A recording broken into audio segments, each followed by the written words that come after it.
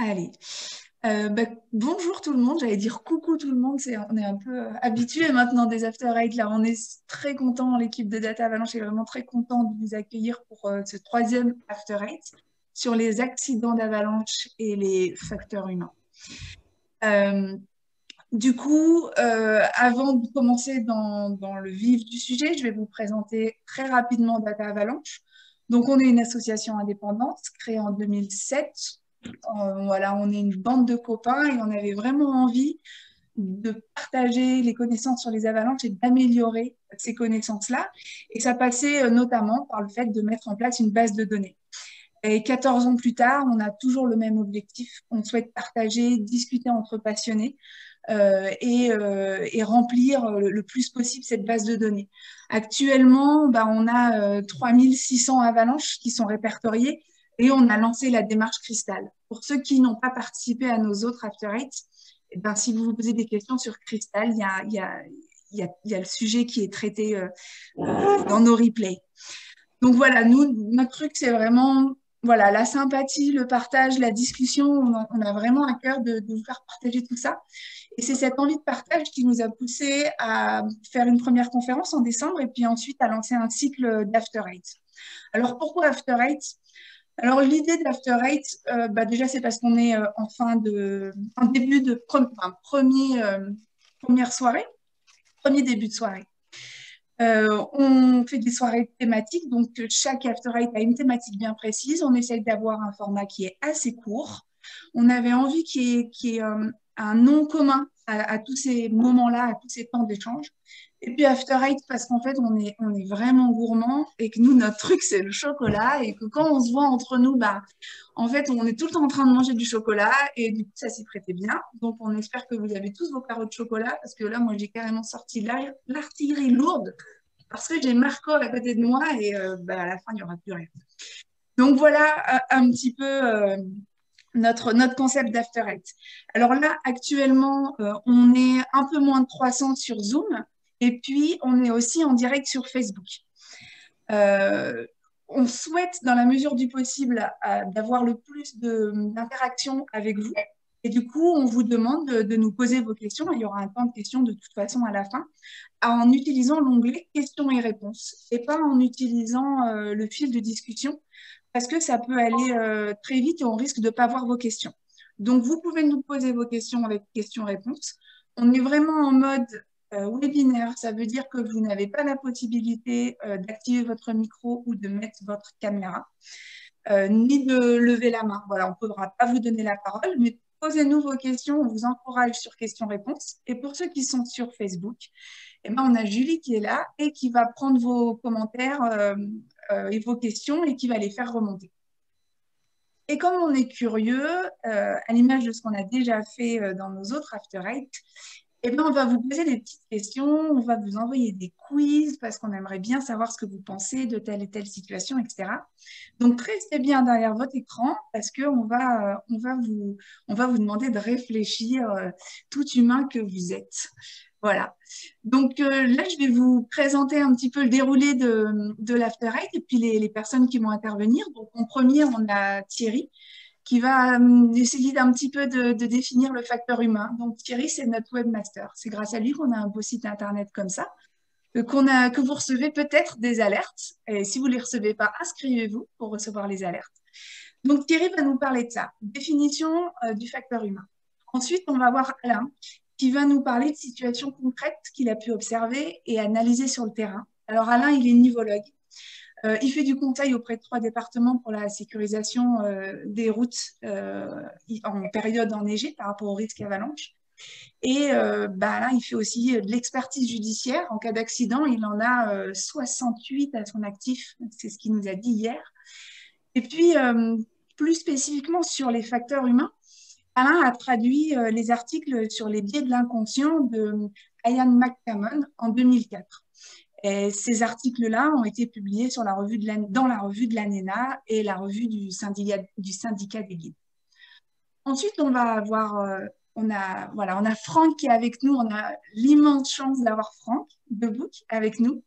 Alors Franck, pour son CV, il y avait 2 possibilités. Ou faire très court, ou prendre un petit peu de temps pour vous expliquer qui on a la chance d'avoir avec nous. Donc, pour le très court, c'est 1,92 m bipède. Voilà. Et pour le un petit peu plus long, on y va. Ça va prendre un petit peu de temps, mais ça vaut la peine. Donc, Franck de Bouc est ingénieur, pilote passionné et privé, et passionné par l'aéronautique. Franck a occupé divers postes au sein de la compagnie Air France, dont celui de responsable de l'exploitation du Concorde. Franck, il a entre autres organisé et gagné le record du monde de vitesse en 95. Donc ça, c'est en fait, c'est le Concorde qui a fait le tour du monde le plus rapidement possible, hein, si j'ai bien compris. Et puis, il a suivi, en fait, il a organisé le suivi de l'éclipse de soleil en 99. Franck sera le porte-parole de la compagnie Air France en juillet 2000 quand il y a eu malheureusement le crash du Concorde à Gonesse. Franck a activement participé à l'introduction de la notion des facteurs humains dans les formations des pilotes de ligne. C'est un des fondateurs d'Air France Consulting et de Cali Audit. Ce sont deux sociétés de conseil. En 2017, il crée l'AFM 42. C'est une société de conseil dédiée à la sécurité en milieu hospitalier. Et puis, du coup, Franck est toujours le directeur de l'école centrale de Lyon depuis novembre 2011. Alors, Franck fait des activités sportives comme le marathon, un petit peu de montagne, plutôt haute la montagne. Et voilà, il a aussi effectué le Tour de la France à pied. Ça fait ni plus ni moins que 4777 km.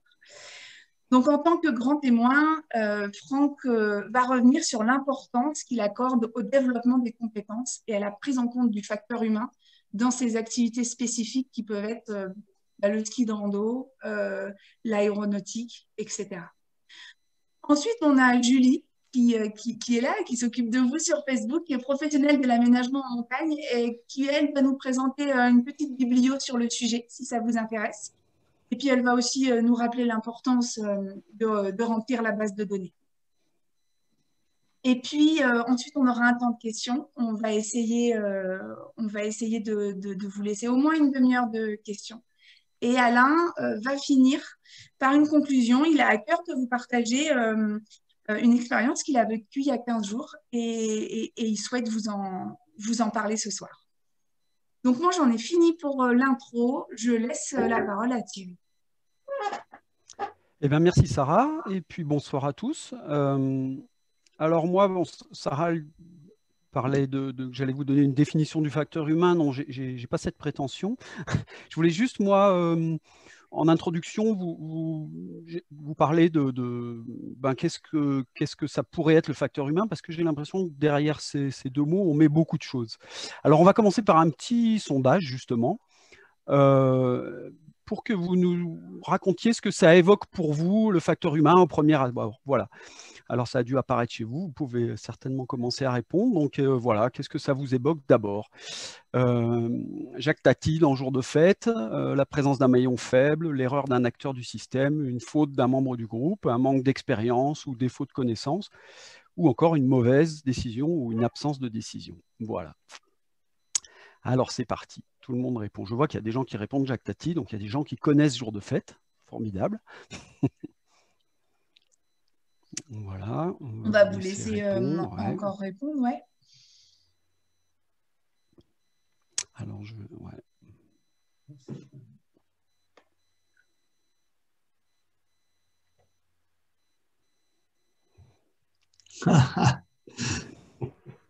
Alors non, Jacques Tati, dans le Jour de fête, ce n'est pas que des aspects négatifs.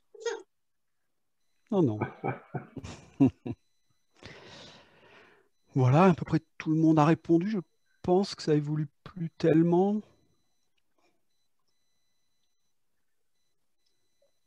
Allez, on vous laisse encore 2-3 secondes. Alors, désolé, c'est les aléas du direct. On va mettre fin au sondage. Voilà. Présenter les résultats. Les résultats, voilà.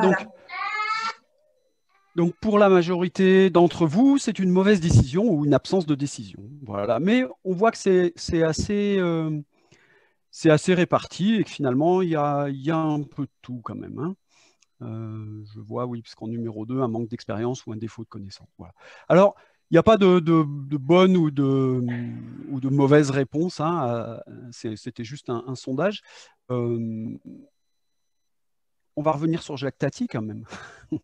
Voilà, donc Jour de fête, un film de Jacques Tati qui commence à dater un peu, mais intéressant. Et ben, Jacques Tati, dans ce film, c'est un facteur très humain. Voilà, donc c'est bien un facteur. Et pourquoi il est très humain? Parce que il a par moments des moments de génie, mais il a aussi des moments de faiblesse, on dira, il fait quelques erreurs. Voilà. Donc Franck nous reparlera de ça plus en détail tout à l'heure, mais c'est ce qui fait de lui un humain, je pense. Alors oui, donc le facteur humain, ben, ça peut être plein de choses. On entend souvent parler de facteur humain à propos du débutant qui ferait ci ou ça. Moi, j'ai une anecdote. Je me suis retrouvé à emmener l'ami d'un ami en ski de randonnée et on avait discuté avant et il avait fait plein de skis. Donc bon, pas de problème, allons-y. Et puis arrivé au sommet, ben, j'ai réalisé qu'il avait fait plein de skis de fond, mais jamais fait un seul virage en ski alpin. Donc la descente a été un peu longue cette fois-là. Donc voilà, donc est-ce que c'est ça le facteur humain? Je ne sais pas. Un autre exemple que je présente rapidement, donc je pense que vous voyez au milieu de l'écran là une petite plaque qui s'est déclenchée. Ben, ce jour-là, les gens qui sont arrivés là en bas de l'écran à ce petit col, au lieu de descendre dans le petit vallon qui est là et de passer sur la gauche de la photo, là, ils ont, alors est-ce que c'est par flemme, est-ce que c'est par inattention, je ne sais pas, ils ont coupé la pente et ils se sont fait prendre sans... Il ne s'est rien passé derrière, mais en tout cas, rien passé de grave, mais en tout cas, ils se sont fait prendre par une petite plaque. Voilà. Donc, c'est peut-être ça aussi, le facteur humain, l'inattention ou la flemme, ou voilà, un autre exemple. Un autre exemple de manifestation du facteur humain, c'est ce qui nous fait aller et profiter de cette belle poudreuse alors que peut-être ce jour-là, il ne faudrait pas s'y précipiter tout de suite, mais parfois on veut y être les premiers. Donc c'est un peu notre enthousiasme qui nous mène à prendre des risques dont on sait parfois qu'il ne faudrait pas les prendre. Notre enthousiasme ou la pression du groupe, hein, les autres, ils disent ah ouais, regarde, ça a l'air bon, on y va, voilà. Ou encore, il y en a déjà 12 qui sont descendus, pourquoi nous on n'irait pas, voilà. Donc tout ça c'est des manifestations du facteur humain. Et puis une dernière anecdote pour terminer cette introduction, il y a quelques années, j'étais lors d'une compétition, là, la Grande Trace dans le Dévoluy. Ils avaient le matin même, il avait beaucoup neigé la veille, le matin même, ils ont décidé de faire un itinéraire très simplifié. Et puis, il y avait des gens qui étaient là, qui participaient à la compétition et à qui on a averti en bas, dans la vallée, n'allez pas là-bas, c'est dangereux, ils ont changé l'itinéraire, etc. Et puis, la réponse du leader de ce groupe, ça a été, on n'est pas venu de si loin pour juste faire une bricole. Voilà. Et puis, ils sont allés, et puis, ça n'a pas raté, ils se sont fait attraper, bon, sans conséquences graves non plus, mais voilà. Donc, voilà, c'était un peu des exemples de facteurs humains sur des choses finalement très différentes les unes des autres, hein. Et moi, c'est un peu ma question, c'est le facteur humain, j'ai l'impression que c'est un gros paquet dans lequel on met plein de choses. Et j'espère que ce soir, on va y voir un peu plus clair, que grâce à Franck, il va peut-être nous mettre plusieurs casquettes de facteurs humains, ou je ne sais pas, voilà, nous parler un peu de tout ça. Voilà, alors pour terminer, une définition de facteur humain, que j'ai trouvé, que je trouve pas mal, c'est celle d'Hubert Reeves, qui parlait de ça, lui parlait du putain de facteur humain dans un autre contexte qui était à propos du changement climatique. Et ce qu'il dit Hubert Reeves, c'est que pour lui, le putain de facteur humain, c'est ce qui fait que l'on ne passe pas de ce qu'on sait à ce que cela implique. Voilà. Bonne soirée. Ok, merci Thierry. On va laisser la parole à Alain qui va nous partager son écran. Voilà. Et Alain, il faut que tu nous réactives ton micro.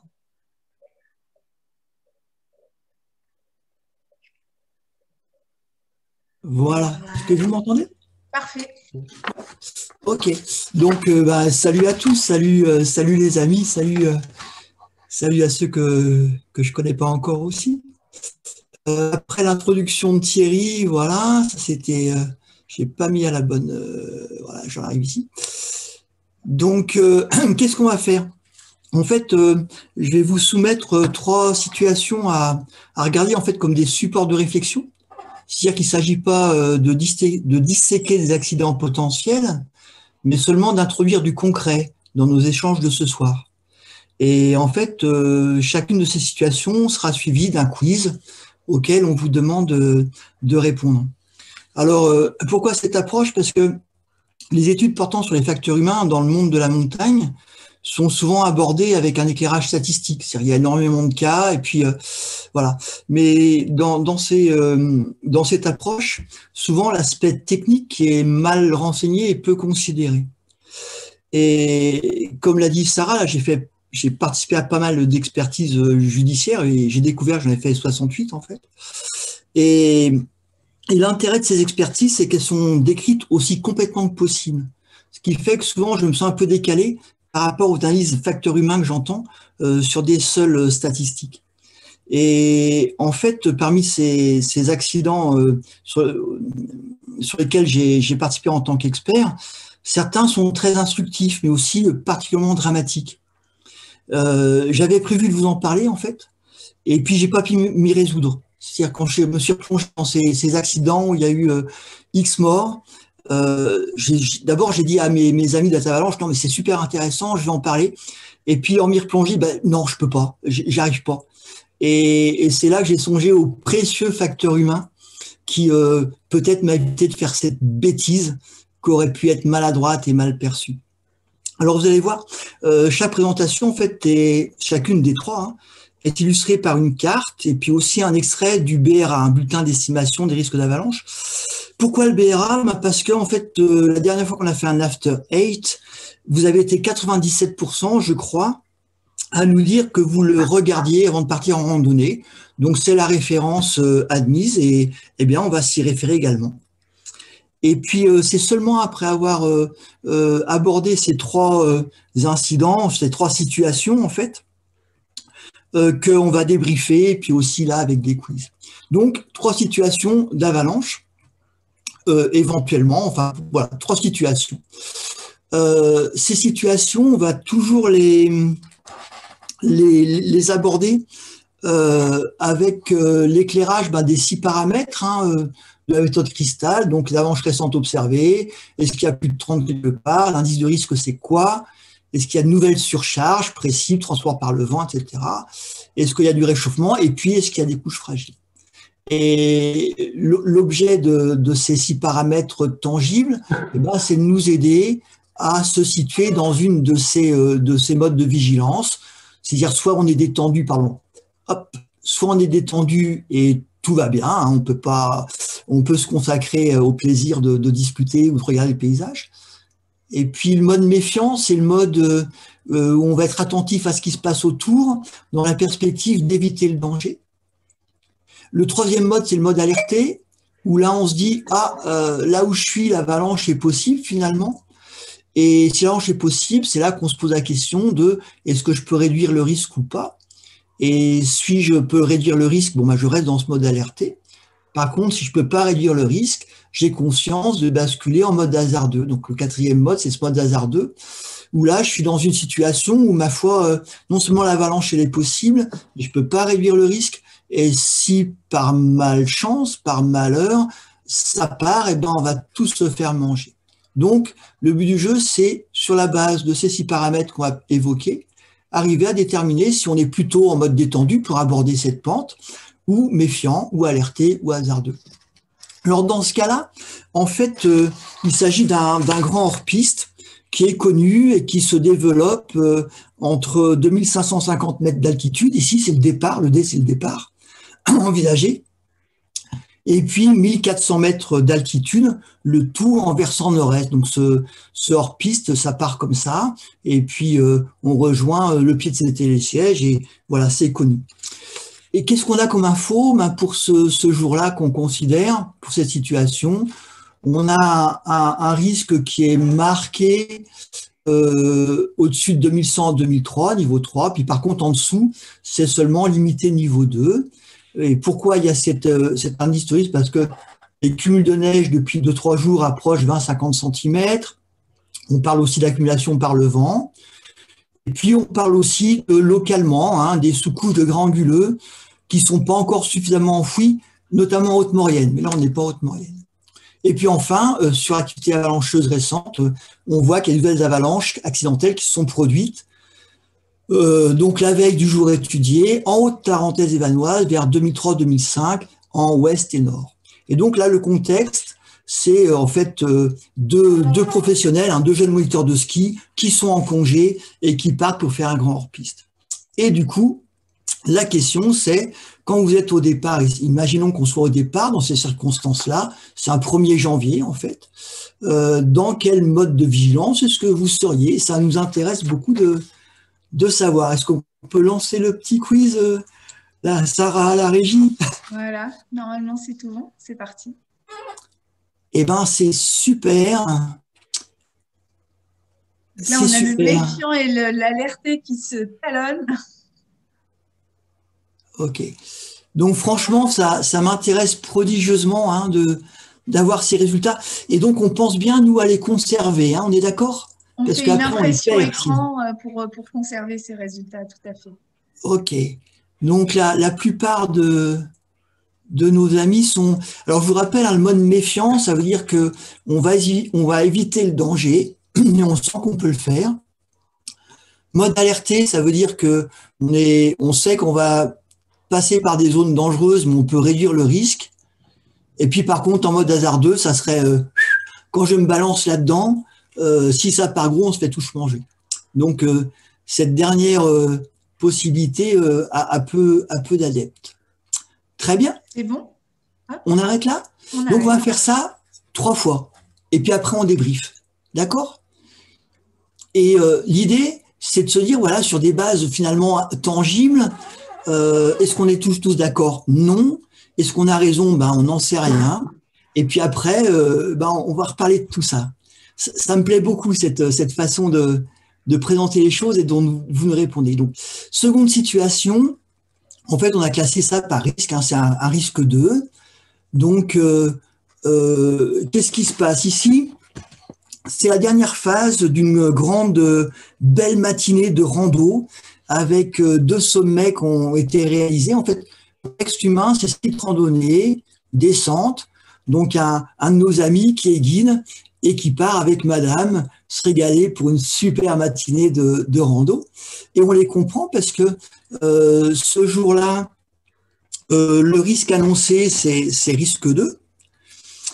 Donc, risque 2, et puis si on regarde le détail, on verra que le bulletin annonce regel mais douceur, donc on fait attention, et que pour les altitudes qui nous concernent, alors les altitudes qui nous concernent, c'est ici, donc on est à la descente, on est entre 2450 et 2050 mètres d'altitude, versant ouest à nord-ouest, et nos amis se retrouvent là vers 2 heures l'après-midi. Voilà. Et donc, pour ces altitudes, le bulletin met un éventuel risque induit par d'anciennes plaques, textuellement, pouvant être mobilisées par forte surcharge, parce que éventuellement, il y a des sous-couches fragiles, mais qui sont enfouies. Donc voilà, je vous laisse. On est d'accord, c'est très approximatif comme vision des choses, mais l'essentiel est peut-être dit. Et là, à nouveau, on vous demande, voilà, dans quel mode de vigilance vous seriez. Cool, ouais, il y a une belle adaptation à la situation. Je vois que vous avez parfaitement compris ce que je raconte. Voilà. Et il y en a quand même quelques-uns qui trouvent que c'est hasardeux. Ok. Là, on a vraiment détendu. Mais est-ce que tout le monde répond, en fait? Alors là, par exemple, il y a 80% des gens qui ont répondu. On va laisser les 20% qui ne sont pas devant leur écran venir devant leur écran et répondre. Ok. Bon, super, voilà. Très intéressant. On débriefe tout à l'heure. On passe au 3e exemple. Je partage juste les résultats, Alain, pour que voilà, nos spectateurs puissent voir. Voilà. C'est bon? Ouais. J'arrête le partage? Ouais, c'est bon. Et je ferme. D'accord? Et puis le troisième exemple, alors vous allez dire j'exagère quand même. Mais bon, ce 3e exemple, c'est des conditions un peu particulières, parce que là, en fait, c'est différent. On est à la montée, et puis c'est 2 guides, en fait, qui emmènent un groupe. Alors, les conditions s'annoncent excellentes hein, pour une belle montée dans les mélèzes, afin de gagner le sommet d'un couloir un peu plus technique à descendre. Alors, cette ascension se situe entre 1550 en bas et 2250 mètres d'altitude en versant est à nord-est. Et voilà, c'est risque 1, c'est risque 1. Et le bulletin mentionne de très rares plaques en versant nord. Voilà, je crois que tout est dit. Voilà, c'est un 1er mars, je crois, quelque chose comme ça. Risque 1, on monte dans les mélèzes pour aller jusque par là. À vous les amis. Voilà. Et je vois que vous vous adaptez complètement. Et puis avec quelqu'un, je ne sais pas si c'est toujours le même, qui dit que ça c'est plutôt hasardeux. Ah non, hasardeux, il n'y a personne à ce coup-là. Ok. Alerté. Voilà, allez, on est sur les 85% de répondants. Et voilà. au sondage, on vous partage les résultats. Ok. Voilà. Et l'idée, c'était vraiment que chacun s'imagine un peu ses situations, s'implique un petit peu, et puis après, je débriefe, je vous dis ce qui s'est vraiment passé. Et après, on continue vraiment sur les facteurs humains, mais j'aimais bien cette introduction technique. J'arrête? Je débriefe, les amis? C'est bon, Sarah? Ouais. Alors, qu'est-ce qui s'est vraiment passé? Alors, pour cet accident, parce que c'est un accident, aux Arcs, qu'est-ce qui s'est passé? En fait, les 2 moniteurs de ski ont fait une descente, et c'était, au début, je me méfiais un petit peu, puis en fait, c'était juste génial. Donc, ils reprennent les remontées mécaniques et ils font une 2e descente. Et quand ils partent dans cette 2e descente, c'est parce qu'il y a un groupe qui est en train de se préparer à y aller. Et donc, super descente, parce que là, ils sont en confiance, tout s'est bien passé au début. Et ils remontent avec les 2 télésièges. Et quand ils arrivent ici au départ, tout a changé. Tout a changé, c'est-à-dire que eux sont toujours là, c'est pour ça que je parle de ces 2 moniteurs, mais par contre, ils s'aperçoivent que le groupe qu'ils ont aperçu tout à l'heure, s'est fait prendre par une plaque qui est partie sur, je crois, quelque chose comme 2,80 m d'épaisseur. Et que toute cette combe des Lanchettes est partie. Et que les secours sont déjà en train de s'organiser et que certaines des victimes sont sous plus de 11 mètres de neige. Voilà un petit peu le décalage entre ce qu'on perçoit et puis cette réalité. Ça, c'était donc... et je conclue pas, hein, je donne pas de leçons. C'est juste des cas concrets. Et alors, au Montfroid. Au Montfroid, qu'est-ce qui s'est passé? Il s'est passé un petit décalage, Alain. Voilà. Est-ce qu'on l'a là? Pour le moment, on est encore sur les Arcs. Ok. On va attendre que le Montfroid arrive. C'est bon. Voilà, ça y est, c'est bon. Et donc, nos deux amis, alors Victor qui a raconté son histoire beaucoup parce que pour lui, c'était une leçon énorme, terrifiante, mais fructueuse parce qu'il l'a partagée. Victor et sa compagne sont là et c'est fantastique, quoi. Il est 2 heures, on est en ouest, la neige est bonne et c'est tellement bon qu'ils en profitent, tu vois, jusqu'à ce que Victor se dise mince, il est pourtant chez lui, hein, dans son jardin, mais il reconnaît pas bien où il est, il a perdu ses repères, et il se dit mince, je suis trop à gauche, donc il faut que je tire à droite. Et en tirant à droite, il se dit mince, en fait, je suis finalement un peu trop bas et j'ai cette combe un peu raide à traverser. Et non seulement il faut que je la traverse, mais mince, finalement, c'est plus mou que ce que j'avais imaginé. Et il est dans le plus de 30 degrés et c'est plus mou que ce qu'il avait imaginé. Et hop, toute la pente se barre. C'est une plaque immense qui déboule et il n'a que le temps de se débattre. C'est ce qu'on voit ici, là. Il n'a que le temps de se débattre pour s'accrocher à un arbre pour échapper à cette avalanche qui va ensuite débouler sur plus de 300 mètres, comme lui indique le bâton qui va retrouver l'été d'après. Donc tout ça, c'est de la surprise. c'est des leçons.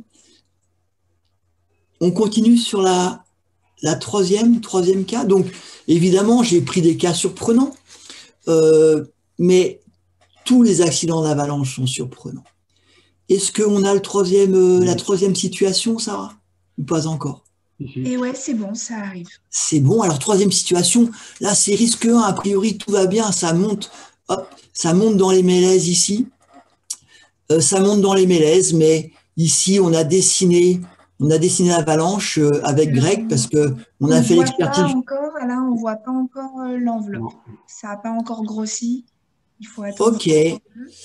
Eh bien, voilà, ça y est, c'est bon. Voilà. Eh bien, sur quasiment la fin de l'ascension dans les mélèzes, on a le tracé précis parce que Greg et moi, ils sont venus pour l'expertise judiciaire parce que malheureusement, il y a eu accident, malheureusement, il y a eu un mort, mais il aurait dû y en avoir beaucoup plus. Ce qui s'est passé, c'est qu'en fait, eh ben, malgré le risque 1 annoncé, une vraie belle plaque de neige sèche, hein, et à peine humide, peut-être pas humide du tout, s'est déclenchée. Donc c'est pas la fonte comme on a en ce moment. Et que cette plaque, eh bien, a donné un écoulement important dans les mélèzes qui a précipité une personne donc contre un arbre, et c'est pour ça qu'elle est décédée. Et je parle de cet accident, bien qu'il soit dramatique, parce que ici, c'est précieux facteur humain, c'est-à-dire que le guide en tête a résisté à l'effet d'ancrage que décrit Daniel Kahneman, dont on va parler dans la biblio un petit peu. Et c'est ce précieux facteur humain qui a fait que le guide a fait confiance à ses perceptions, qui étaient « ça devient raide, il y a un manteau neigeux fragile, j'ignore les autres avis et je dis à mes clients de prendre des distances ». Et c'est ça qui a fait que malheureusement, il y a une victime décédée, mais il n'y en a pas plus. Voilà, donc l'idée était bien de vous présenter ces accidents, voilà, ces situations qui s'avèrent être des situations d'accident, qui ont piégé quelque part nos avis, en disant là on peut être détendu ou juste alerté. Et juste pour préciser que ces prises de décision avalanche, bah, c'est vraiment compliqué.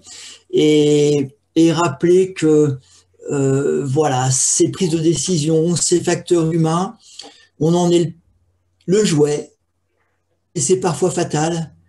Et ma chère Sarah, tu vas nous dire quelques mots, ma grande, sur le pourquoi de ce After Eight. Le pourquoi de cet After Eight. Voilà, donc j'avais envie de vous dire 2 mots sur l'importance du facteur humain pour nous. On s'est pas mal questionné sur le fait de faire un After Eight sur cette thématique, qui est pas forcément, on va dire, notre cœur de sujet, même si ça nous intéresse fortement. Et en fait, au regard de mon histoire, on a décidé de se lancer, car si ça peut éviter à une famille de vivre ce que je suis en train de vivre, bah, ça valait la peine d'aborder le sujet, quitte à bousculer un peu les codes et à changer un petit peu les conférences sur la neige et les avalanches. Voilà, donc moi, je pratique de la plongée souterraine depuis une dizaine d'années. Et comme en ski de rando, on évolue dans un environnement spécifique et on met en place des protocoles, des règles très carrées de gestion, notamment de nos réserves de gaz, de la lumière, de la redondance de nos appareils, etc. Techniquement, en plongée souterraine, pour être en sécurité, il faut être au top techniquement, et c'est notre cas, c'est mon cas à moi, à mon conjoint et à nos amis. Et il se trouve qu'en juillet dernier, on a eu un accident avec mon conjoint. C'était une plongée qui était assez technique parce qu'il y avait une étroiture au début qu'il fallait passer, donc c'est un petit boyau, pas très grand. Et après, derrière, c'est très, très grand et très clair et très beau.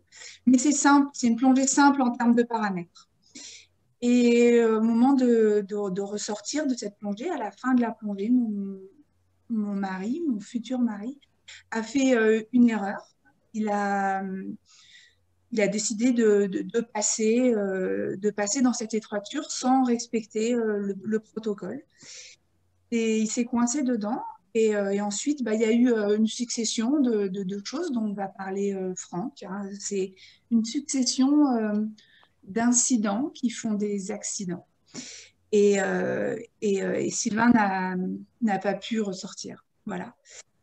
Euh, et voilà, et comme en fait on est tous humains, dans notre condition humaine, Franck va le dire aussi, on est fiable, on est faillible.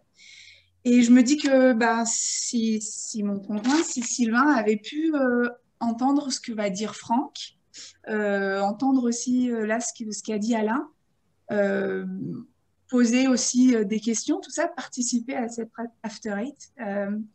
Si Sylvain avait pu entendre que l'erreur est humaine et que, en fait, à partir du moment où on sait qu'on va faire des erreurs, bah, il faut qu'on travaille à la résolution de ces erreurs et qu'est-ce qu'on met en place pour que l'erreur ait le moins de conséquences possible.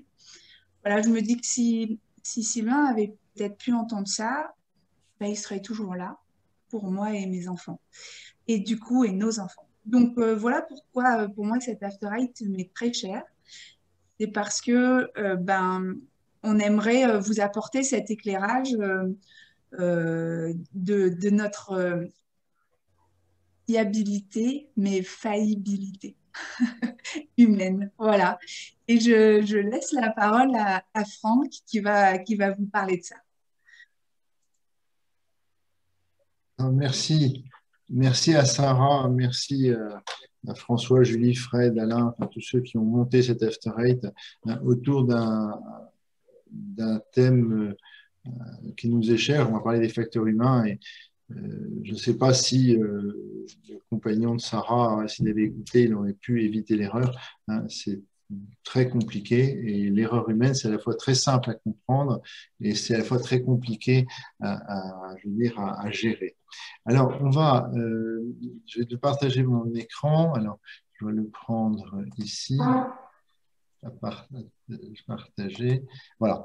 Alors, donc, il y a loin de moi l'idée de ce soir de vouloir faire une leçon et d'expliquer et de dire, tiens, on a tout compris. C'est plutôt de partager avec vous un facteur humain et c'est pas du tout le facteur de Jacques Tati, hein, mais l'erreur, c'est acceptable et on fait tous, enfin, on va en parler après, hein, et on va expliquer le pourquoi de l'erreur. Je pense qu'il faut d'abord démarrer par un quiz. Donc, et la quiz, vous l'avez à l'écran, hein, c'est dans votre vie quotidienne, combien pensez-vous faire d'erreurs par jour en moyenne?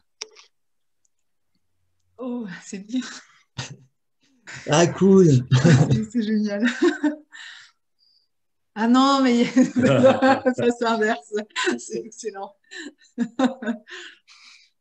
Donc là, je pense que vous ne voyez pas comme nous les résultats en direct, mais on avait une réponse qui était taquée, puis ça s'est complètement inversé. Ok, on vous laisse encore 10 secondes. On a allez, encore 80% qui ont répondu. Allez, on met fin au sondage et je vous partage les résultats. Voilà. Eh bien, un grand merci. A répondu, et alors, on en fait plus de 10, hein, puisque la moyenne, c'est 30 erreurs par jour et par personne. Hein, donc, ça va vous surprendre, et on fait plein d'erreurs, et entre autres sur l'erreur de compréhension. Et si d'ailleurs on a la capacité ce soir, hein, de faire raconter ce que chacun a vu pendant cette conférence, hein, ce qu'il a compris, on serait surpris de voir qu'on n'a pas vraiment tous compris la même chose. Et ça, c'est une des grandes causes d'erreur, c'est la compréhension. Hein, je reviendrai d'ailleurs tout à l'heure.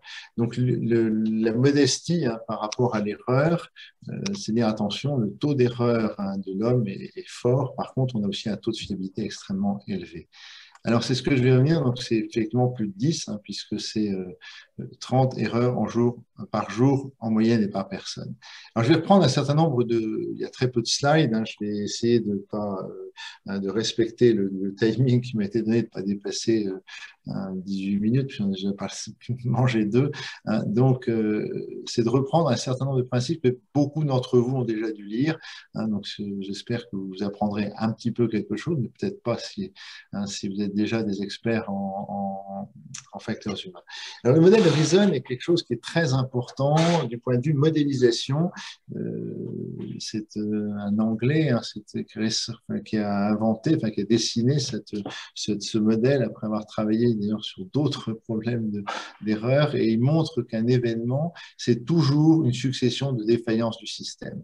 C'est-à-dire qu'il montre qu'il y a une sorte de plaque, il schématise donc l'environnement amont. Pourquoi on a une erreur aujourd'hui en avalanche? Parce qu'on est parti un petit peu tard ce matin de la maison, on a parti un peu trop tard, on n'a pas vraiment eu le temps de lire le bulletin d'avalanche, on n'a pas pris les bons skis, on a passé un petit peu trop tôt, on a fait une petite erreur de démarrage. C'est tout un process, et ce qui est embêtant, c'est que dans un système dans lequel il y a plusieurs individus, donc dans une équipe par exemple, eh bien c'est souvent l'individu de dernier niveau, c'est le pilote qui va planter l'avion, c'est le chirurgien qui va faire l'erreur de chirurgie, et pourtant il faut regarder tout le système. On pourrait repartir sur la formation initiale qu'on a reçue. Donc, est-ce que cette formation initiale était la bonne? Est-ce qu'il n'y a pas eu des trous dans la formation initiale? Est-ce que dans l'expérience, on a bien tiré leçon de nos propres expériences, qu'on avait compris les erreurs que nous avons fait auparavant sans conséquence? Est-ce que ce n'est pas des problèmes dans le fonctionnement de l'équipe? Est-ce que ce n'est pas des problèmes tout simplement d'organisation et de procédure opérationnelle et l'individu? Et donc, quand on a une erreur, c'est en général faute à pas de chance, parce qu'il y a eu plusieurs facteurs contributifs, facteurs influents, qui sont à l'origine de l'erreur. Et ce qui est intéressant dans ces plaques, c'est que l'humain est dans l'ensemble des plaques. Qui conçoit la formation initiale? Donc, qui fait leur propre tour d'expérience? C'est chacun l'individu. On a fait tous, par exemple, des expériences douloureuses. Ici, ce soir, on a tous fait, on est 380, je ne sais pas combien on est ce soir en connecté, mais on a tous fait l'expérience douloureuse de mettre son doigt sur la bougie. On nous a tous dit, attention, quand on est enfant, de ne pas toucher les bougies. Pourtant, c'est fascinant, une flamme. Et on va toucher les bougies, on va faire un retour d'expérience. Donc, le retour d'expérience, il est immédiat, parce qu'on va... L'expérience est douloureuse. D'ailleurs, personne ici n'a fait l'expérience douloureuse d'être écrasé par un camion. Donc ça, on ne le fait pas. Et en tant que parent, on mettra beaucoup d'énergie pour expliquer et contrôler que l'enfant a bien compris comment traverser la rue. Et il y a des expériences qu'on tire mauvaise expérience. Je vais vous parler 2 minutes là, sur l'accident du Concorde. Nous étions au courant de la fragilité du Concorde. Nous savions très bien que les pneus pouvaient exploser, que ça fait des petits trous dans l'aile.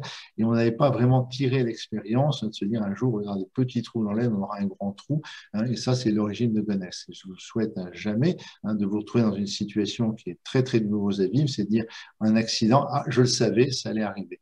Donc ça, c'est assez intéressant, parce que quand on a des signaux précurseurs, ce que je dis toujours, c'est qu'on a toujours un peu de chance. C'est-à-dire que quand on apprend à conduire, quand on ouvre sa portière, il y a très peu de chances de se payer le cycliste du premier coup. Donc le cycliste, il va passer un peu près et on va prendre des marges. Et les fois suivantes, on va bien regarder avant d'ouvrir sa porte. Et donc, quand on ne tire pas l'expérience de ces erreurs, on va se mettre en grande difficulté et on sera extrêmement fâché vis-à-vis de soi-même de ne pas avoir su écouter ce que notre expérience nous a dit. Le fonctionnement de l'équipe, ça c'est un problème, on pourrait y passer des heures. Les relations humaines dans une équipe, si vous changez Pierre par Paul, ça ne fera pas la même chose, ou Caroline par Sylvie, ça ne fera pas la même chose.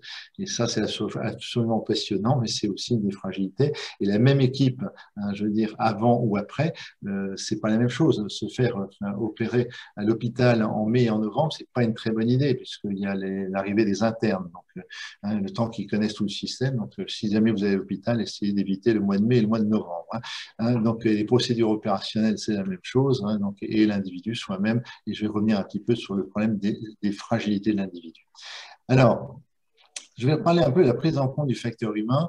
Alors, le facteur humain, dans Air France, quand on a introduit les facteurs humains, c'était dans les années 75, 60. On a vu apparaître dans le monde des accidents étonnants d'avions dans lesquels le pilote, avec 20 000 heures d'expérience, quelqu'un de calme, de posé, d'instructeur, qui, à un moment donné, a eu une réaction étonnante. Il a viré à droite ou il a tourné à gauche, et c'est l'accident à Katmandou, dans la montagne.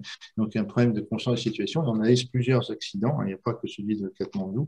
Et on se dit, il y a un truc très curieux parce qu'il y a des erreurs étonnantes qui sont faites par des grands professionnels. C'est ça qu'il faut tous faire attention.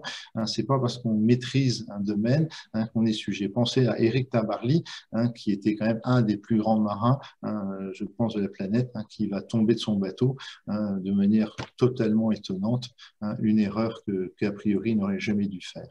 Donc, alors, on a travaillé à partir des documents de la NASA et on a introduit les facteurs humains dans toute formation de pilote de ligne dans le monde.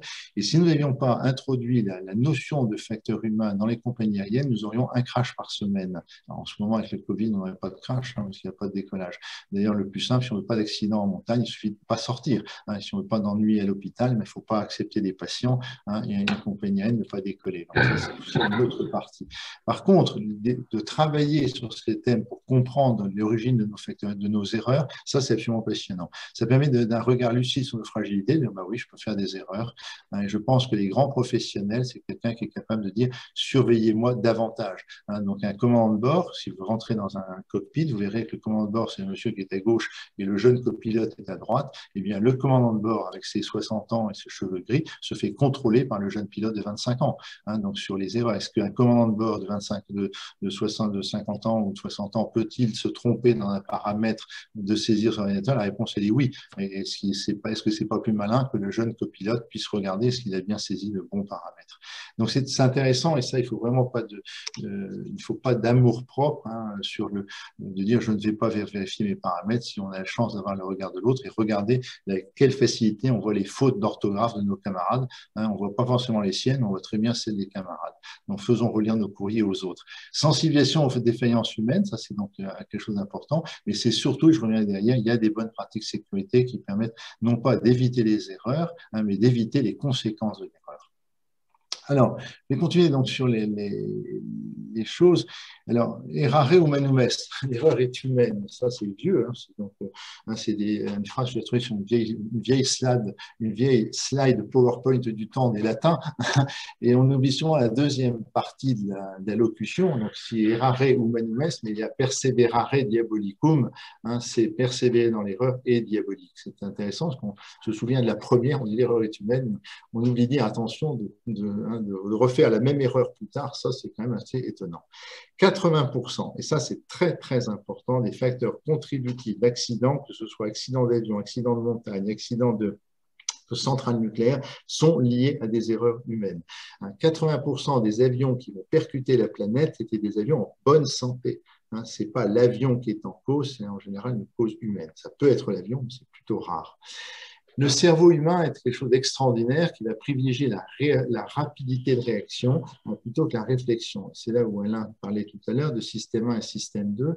Donc, c'est un livre passionnant qu'on mettra tout à l'heure la référence, qui montre bien que la notion de système 1, c'est le système intuitif automatique. Quand on marche, on ne dépense aucune énergie. On connaît comment ça marche, le changer de point d'équilibre en point d'équilibre.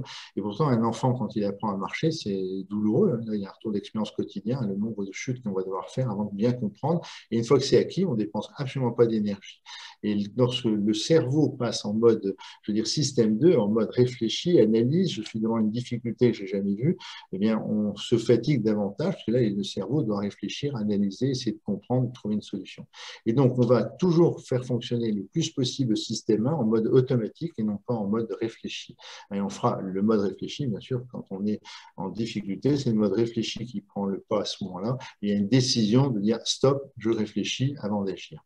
L'erreur et l'intelligence humaine, c'est deux pièces d'une même face. C'était la phrase de James Reason. Alors, derrière, va suivre une slide qui est peut-être un peu moins travaillée, mais qui montre les côtés pile qui est très fort, le côté infiabilité, le côté fragilité. Et les erreurs sont utiles pour les mécanismes d'apprentissage et l'organisation d'activité. Une erreur, c'est quelque chose de fondamental, et quelqu'un qui vous déclare son erreur, il faut dire merci, au lieu de l'engueuler.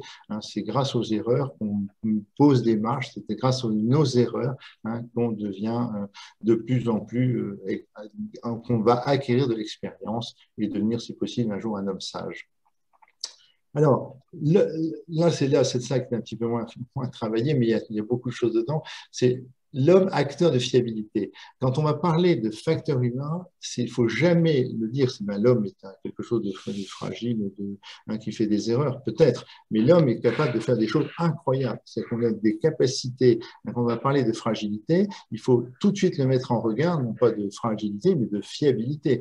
Et c'est pour ça que l'homme est capable de faire des choses extraordinaires, on est capable d'apprendre. On peut toujours apprendre, on n'a jamais terminé ses études. Donc, c'est pas parce qu'on a un jour un diplôme universitaire que l'apprentissage est terminé. L'apprentissage, c'est quelque chose de continu. Et on prend d'ailleurs grand plaisir à apprendre. On est toujours heureux d'avoir appris quelque chose. On est capable d'analyser, on est capable de décider. Et on est capable de décider avec des données manquantes. Ça, c'est extraordinaire. Le côté idéal dans lequel le problème est bien posé, dans lequel on a toutes les données pour prendre les décisions, c'est pas comme ça que ça se passe dans la vie. On a un certain nombre d'éléments pour prendre sa décision et on prendra la moins mauvaise décision avec les éléments qu'on va faire. On est capable de mémoriser, ce que je dis régulièrement. Je n'ai jamais entendu une personne âgée, de dire memory full, il n'y a plus de place. On a toujours de la place, on peut toujours acquérir de nouvelles expériences, de lire de nouvelles choses, de rencontrer de nouvelles personnes, d'avoir des échanges. Notre mémoire est infinie. On peut douter. Douter, c'est une machine, il n'y a aucune machine qui doute. On est doté d'intuition. Je ne le sens pas, ça c'est extraordinaire. Il n'y a aucune machine qui dira je ne le sens pas. Et on est capable d'inventer une solution, d'inventer quelque chose d'inconnu. La résilience, c'est une des grandes capacités. On est capable d'aimer, il n'y a aucune machine qui aime. Donc, toutes ces grandes qualités, je peux en mettre énormément. Et attention, de l'autre côté, on est sujet à erreur de perception. On peut se faire avoir sur des illusions visuelles, et c'est dont tout le monde l'a fait ici, de ce qui est un jour de brouillard quand on est en blanc complet, quand tout est blanc, etc. Nos repères visuels étant perdus, ça fait des illusions étonnantes. On pense que ça monte et ça descend ou l'inverse. Enfin, c'est assez surprenant. On dispose d'une mémoire de travail très limitée et très fragile. Autant notre mémoire, mémoire longue est absolument étonnante, mais on est capable uniquement d'avoir en même temps sur un sujet donné, de garder 7 données importantes quand on veut faire quelque chose de très délicat, quand on est sur un acte de chirurgie ou sur un acte de pilotage ou de sauvetage en montagne. Et là, attention, une interruption de tâche fait qu'on va perdre très rapidement une des données et là, on va se mettre en difficulté. On est sujet à la fatigue. Nos parents ont mal fait la machine parce que quand ils nous livrent à la société, ils nous livrent avec une notice technique et cette notice technique, elle n'est pas capable de donner le nominal tous les jours. C'est-à-dire qu'il y a des jours où on est fatigué, on ne fera pas les choses qu'on était censé devoir faire, mais ça, c'est lié à la fatigue, à la maladie. On est soumis au stress. Quand on a peur, on a des actions étonnantes, on fait des erreurs. Tout le monde, j'imagine, ce soir a déjà tapé un 8 au lieu d'un 3 ou un 5 au lieu d'un 1. Et quand on tape un numéro de téléphone, on a tous des fois été surpris de se dire mince, c'est pas la bonne personne que j'ai. On a des erreurs de communication. La communication est un acte compliqué. Si je dis comme ça, il faut comprendre, c'est un exemple que j'aime bien prendre. Si je vous dis Quentin va à l'école et que je vous donne que ça, la performance humaine, c'est qu'avec peu de données, Quentin va à l'école, je n'ai que ça comme données. Le cerveau dit si j'ai ça comme données, c'est un petit garçon qui va à l'école. Non, j'ai pas fini ma phrase. Quentin va à l'école, il a des difficultés avec son cours de mécanique quantique. Donc là, c'est plus du tout un petit garçon de 10 ans qui va à l'école avec son sac à dos, c'est cette fois-ci un étudiant. Non, j'ai pas fini ma phrase. Quentin va à l'école, il a des difficultés avec son cours de mécanique quantique, il a des difficultés à faire respecter la discipline. Bingo, c'est le professeur. Et donc, si l'erreur que nous faisons dans la communication, la compréhension qu'on a des gestes quotidiens, des différentes informations qu'on reçoit, 9 fois sur 10, c'est juste. Le cerveau a fait le bon choix dans le bon contexte. Et de temps en temps, c'est pas du tout le bon contexte, ça fait le quiproquo. Je rappelle que le mot quiproquo, c'est latin et ça veut dire erreur médicamenteuse. Donc, ça veut dire que l'erreur médicamenteuse, c'est pas récent. Et sélectionne des informations, c'est assez amusant. On prend les informations qui confortent notre intuition. Si on a décidé que c'était tel vallon, que c'était tel sommet, le cerveau, au début, va sélectionner uniquement tout ce qui va aller dans ce sens-là, même s'il y a des petits signaux qui ne sont pas les bons. Il faudra que le cerveau passe en système 2. Après, non, c'est pas ça que je suis en train de voir. Si vous montrer deux choses, c'est d'un côté une performance humaine étonnante, vraiment étonnante, et attention, on a des fragilités aussi très rapides. Alors, Ça, c'est intéressant, et là, ça n'a rien à voir avec l'élection de Donald Trump, hein. Mais les mensonges confortables, on va être beaucoup plus facilement avoir tendance à les écouter, alors que des vérités qui ne nous font pas plaisir, ça, ben, on va essayer de les éviter, hein. On n'aime pas vraiment entendre ce qui ne nous fait pas plaisir. On est tous construits pareil, hein, c'est assez, il ne faut pas l'oublier. Alors, quand on travaille sur les facteurs humains, je ne vais pas vous les détailler ce soir, hein, ce n'est pas un cours des facteurs humains, mais ce qui est intéressant, c'est qu'aujourd'hui, les experts, on arrive à peu près à s'entendre sur une dizaine de thèmes de facteurs humains. Il y a l'erreur, hein, la conscience de la situation, qui est souvent à l'origine de beaucoup d'erreurs, hein, de décisions, entre autres. C'est de bien comprendre, bien analyser la situation pour être capable de prendre la bonne décision. La synergie d'équipe, qui est un travail passionnant, de savoir comment on travaille à plusieurs, comment la synergie se fait, y compris d'ailleurs entre un guide et ses clients. Hein, la communication, là, on pourrait y passer également toute une soirée passionnante sur la communication, le stress, hein, la physiologie, donc comment tout ça fonctionne, hein, la prise de décision, hein, au moment incertain ou l'absence de décision, le système complexe. Alors, on pourrait parler qu'en montagne, on a entre, je veux dire, la formation initiale, la formation d'expérience, le groupe, enfin tout le système, la réglementation, la loi, la justice, hein, tout ça c'est intéressant et comment nous on se balade dans tout ce système. L'interface homme-machine, hein, je pense qu'on va avoir dans quelques temps des erreurs de smartphone, hein, donc on fait une confiance absolue dans Google, hein, donc, qui est absolument étonnant, ou dans un géoportail, hein, donc, et comment l'homme va interagir avec sa machine. Il y a tout un travail passionnant à voir. Hein, souvent, d'ailleurs, on personnifie maintenant nos GPS. Qu'est-ce qu'il t'a dit, hein, comme si c'était un collègue de montagne. Et la vigilance collective, la vigilance, elle ne peut être que collective. Hein, dans un groupe, on reporte toute la vigilance sur le chef ou le leader. On fait une grosse erreur. Il faut vraiment répartir la vigilance sur l'ensemble du groupe. Donc, tous ces thèmes, ça se travaille. Tous ces thèmes, hein, on pourrait y passer, je veux dire, chaque thème, c'est presque un bouquin passionnant à lire. Est-ce que c'est vraiment comme ça que ça se passe, hein, dans le cerveau? Ça, c'est encore une autre question. En tout cas, est-il que c'est intéressant de travailler ces thèmes pour essayer de comprendre comment tout ça, ça fonctionne. Alors, ensuite, une fois qu'on a compris que tout ça, il y a des mécanismes qui sont à l'origine des erreurs, on peut faire deux choses sur lesquelles on peut agir. On ne peut pas s'empêcher de faire des erreurs. Ça, c'est le premier message. C'est pas le point numéro un, mais de dire, je vais chercher des guides de montagne ou des skieurs ou des enseignants ou des médecins ou des pilotes de ligne qui feront jamais l'erreur, ou des infirmières. Ça, c'est une grave erreur, hein. Donc, l'erreur, elle se fera dans 1 an, dans 2 ans, dans 10 ans, et très certainement par un très bon professionnel. Par contre, on peut créer des environnements, des méthodes de travail, une organisation qui va générer moins d'erreurs. Hein, donc, et ça, là, il y a des choses qu'on peut faire sur l'organisation d'une sortie en montagne, hein, donc de façon à se mettre dans une condition qui va limiter le nombre d'erreurs possibles, en fait, et rendre l'activité robuste et résistante à l'erreur humaine. C'est ça le grand secret, hein, des facteurs humains, c'est que ce n'est pas de supprimer l'erreur, c'est de rendre le système robuste à l'erreur. C'est ça si vous reteniez ce soir qu'une seule chose, c'est qu'on peut rendre l'organisation robuste à l'erreur et non pas empêcher l'erreur. Alors, je vais terminer ensuite. Une nécessité, c'est bien sûr de partager nos erreurs.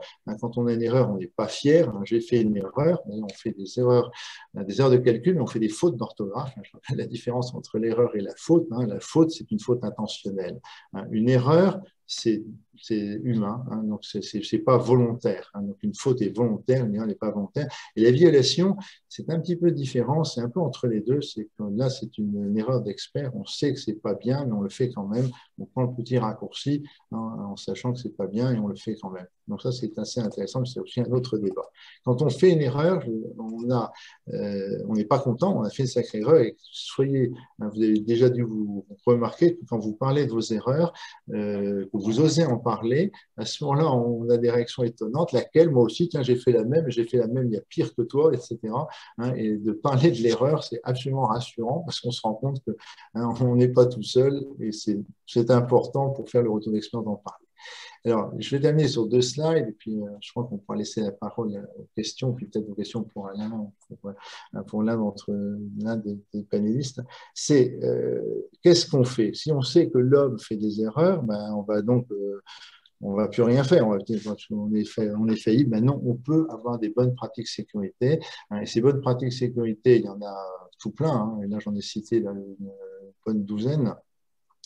Bon, l'attitude professionnelle, de rester professionnel, ça c'est important. Et on voit bien que quand on quitte le côté professionnel et qu'on devient un peu trop amical, par exemple dans une organisation avec un cockpit ou un bloc opératoire ou une équipe, il faut rester trop dans l'attitude professionnelle. Le briefing, c'est faire une sortie en montagne sans briefing peut générer des catastrophes. La checklist, on pourrait parler des heures. La checklist, c'est passionnant, c'est le contrôle de choses déjà faites, mais il ne faut pas multiplier la checklist. Il faut faire peu de checklist, mais au bon endroit, au bon moment.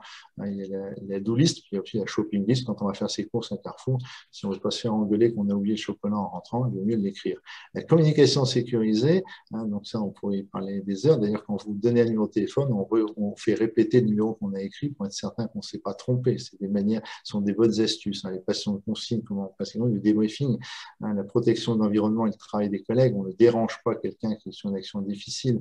La gestion de l'interruption de tâches, quand on interrompt quelqu'un dans une tâche difficile, on met 80% des accidents au niveau de la préparation des médicaments, c'est quand on interrompt une infirmière qui prépare les piluliers. Donc ça, c'est une chose risquée. Où la répartition des tâches, comment on partage les tâches dans un groupe, le contrôle croisé, l'autocontrôle, la délégation, tout ça sont des choses extrêmement intéressantes à travailler.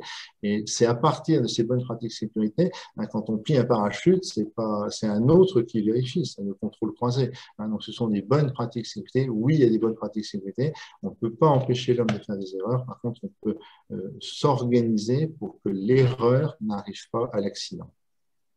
Voilà, et j'en ai fini avec ma présentation et je pose l'avion quasiment à l'heure, en 21 minutes. Merci. Et moi, j'ai la bouche pleine de chocolat pour lancer Julie. Eh ben, merci Franck. Donc on m'avait donné la lourde tâche et on m'a demandé de relever le défi de parler après Franck. Donc pourtant je n'ai pas perdu ni à pile ou face ni à la courte paille, mais voilà, c'est à mon tour. Donc comme l'a rappelé Franck, il est nécessaire de bien partager nos erreurs via le retour d'expérience parce qu'on apprend beaucoup de nos erreurs et de celles des autres. Donc ce soir, on voulait vous rappeler que chacun peut progresser dans la prévention des accidents d'avalanche en nous transmettant vos observations d'avalanche dans notre base de données Data Avalanche, donc à travers notre petit formulaire qui est disponible sur la page d'accueil de Data Avalanche. Donc n'hésitez pas à nous faire remonter toutes vos observations et tout ce qui a pu vous arriver. Et je tiens également à remercier l'ensemble des secouristes qui nous font parvenir beaucoup d'informations et d'observations. Voilà, nous les remercions chaleureusement. Donc ensuite, si vous voulez approfondir le sujet des facteurs humains, on a sélectionné quelques ouvrages. Donc Sarah va mettre les liens dans le fil de discussion et ces liens seront également sur notre page d'accueil, donc vous pourrez les retrouver. Donc il y a par exemple système 1 et système 2, donc les deux vitesses de la pensée. Nous avons également à vous proposer les décisions absurdes, donc qui fait référence à la sociologie des erreurs radicales et persistantes. Nous avons également un livre intitulé L'erreur humaine. Également Montagne, une tragédie à l'Everest, donc qui présente l'enchaînement des situations qui ont pu amener à l'accident. Et ensuite, un dernier ouvrage, Briefings. Voilà, donc de quoi vous occuper et approfondir vos connaissances sur les facteurs humains.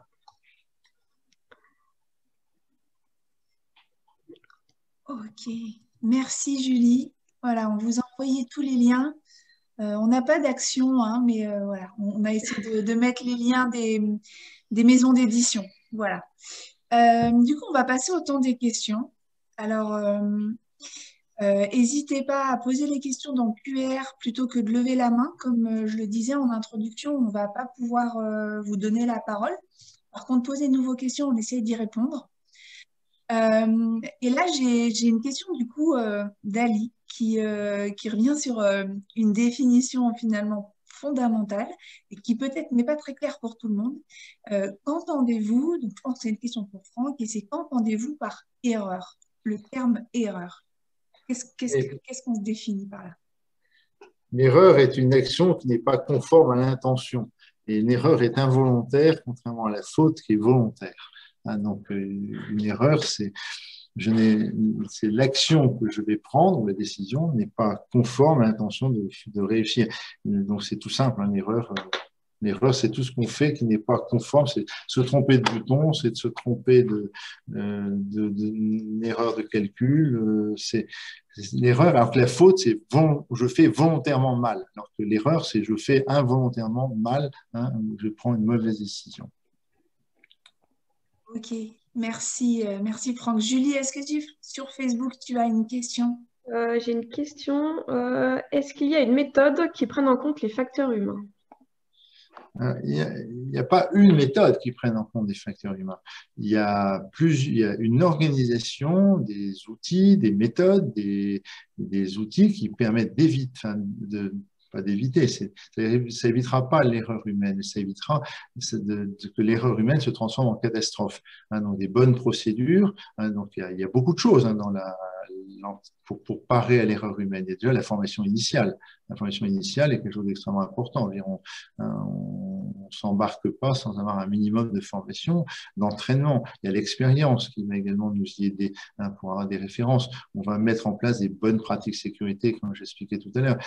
Et vous en avez également on verra peut-être tout à l'heure sur Cristal, mais il y a beaucoup de choses qui permettent d'éviter que l'erreur se transforme en catastrophe. Ok. Et peut-être que la question, c'était sur est-ce qu'il y a des méthodes dans le monde de la montagne, dans le monde de la prévention des avalanches, parmi toutes les méthodes qu'on a évoquées dans les After Aid précédents. Est-ce que Fred, par exemple, tu pourrais nous faire un petit point là-dessus? Oui, bien sûr. Alors, je ne sais pas si vous avez assisté à la toute première conférence qu'on a fait tout début de l'hiver, en 2020. Je vous avais présenté en fait 13 méthodes, les 13 méthodes au niveau mondial. Donc, si on prend ces 13 méthodes plus le 3-3 de Munter, en fait, on a 4 méthodes qui font référence au facteur humain.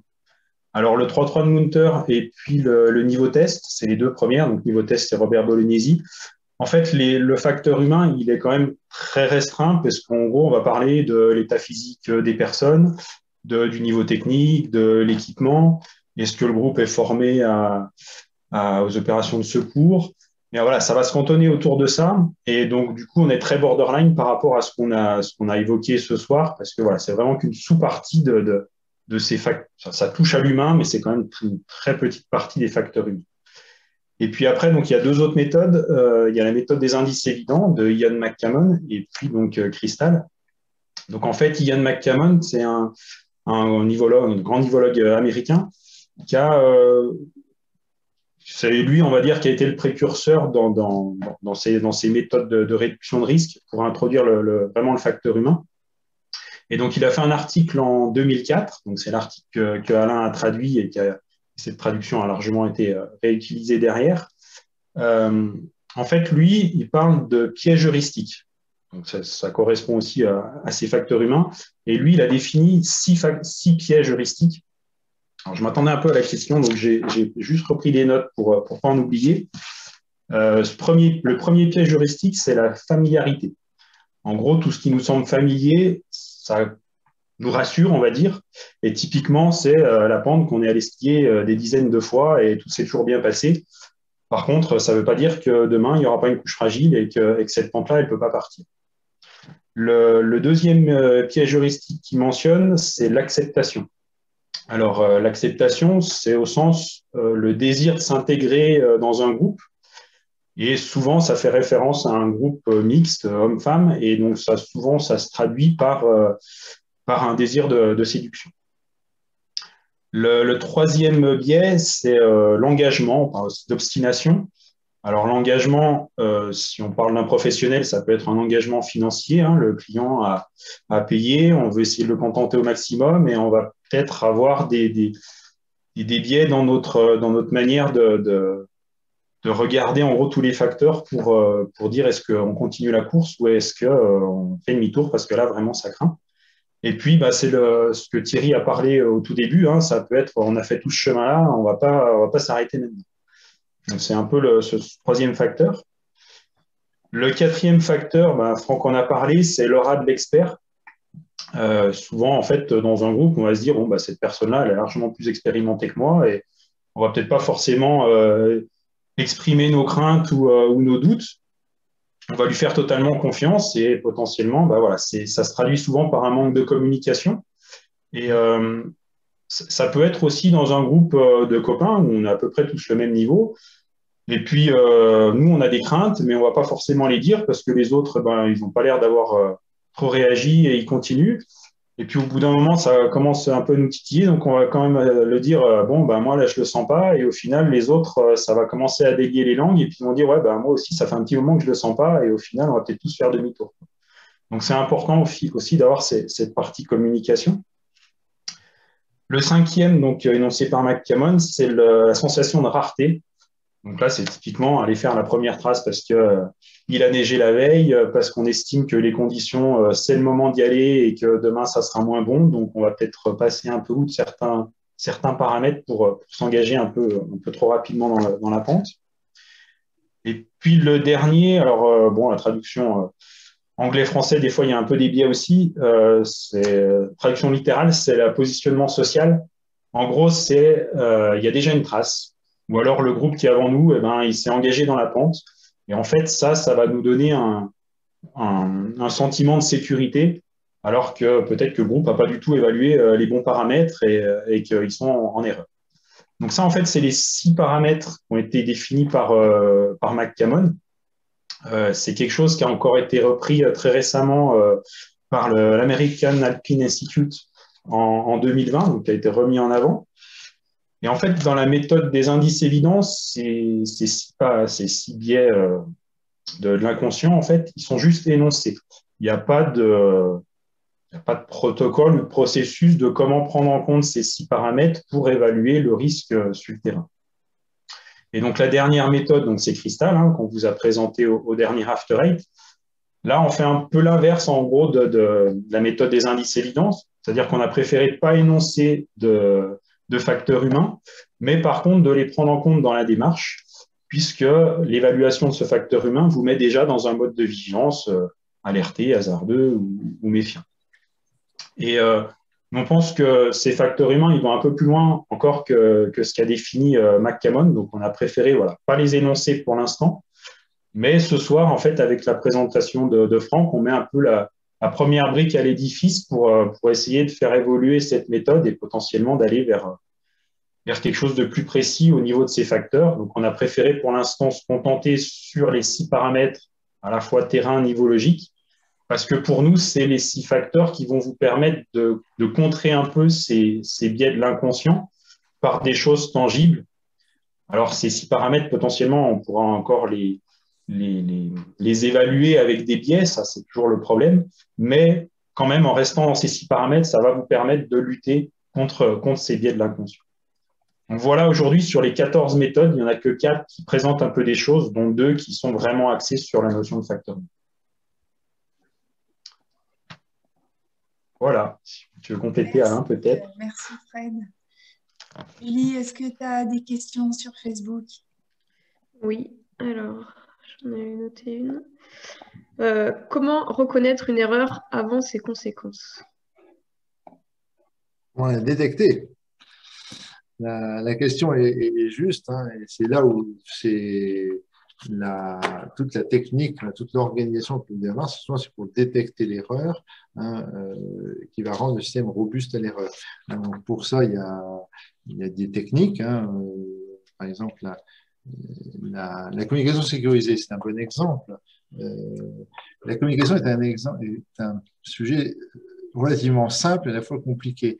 Et quand on donne des informations, il faut donner peu d'informations. Enfin, je parle des informations opérationnelles. Hein. Quand on décide de faire un choix d'une descente, etc., hein, on va donner au groupe les instructions. Et les instructions, elles doivent être claires, sans ambiguïté. Ça se travaille. Pour donner une information brève, juste. Et si on veut être certain que l'erreur ne passe pas, il faut faire répéter au groupe ce que je viens de dire. Et donc, au début, on est un peu fâché parce qu'on a l'impression d'être perroquet.